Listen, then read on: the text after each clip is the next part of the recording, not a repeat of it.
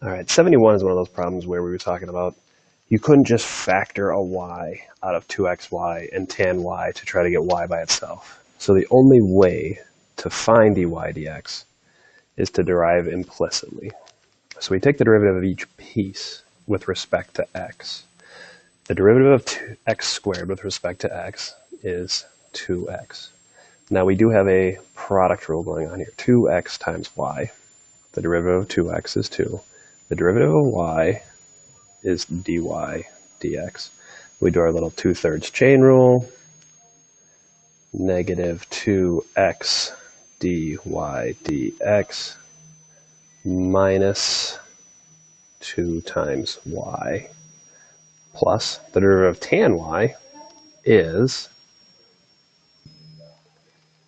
secant squared y times the chain rule. The derivative of y is dy dx equals the derivative of 4, 0. Now we can factor out the dy dx. If I just straight up take the, and let's go ahead and subtract over anything that doesn't have a dy dx. So I'm going to do that in one move.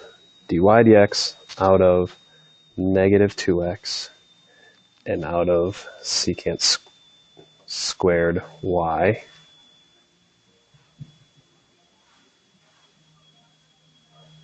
equals 2y minus 2x.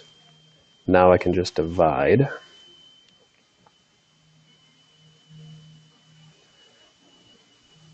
Two y minus 2x over negative 2x plus secant squared. It must be a funny thing to write. Secant squared y. Final answer. Dy dx equals implicit differentiation. The derivative of y is dy dx.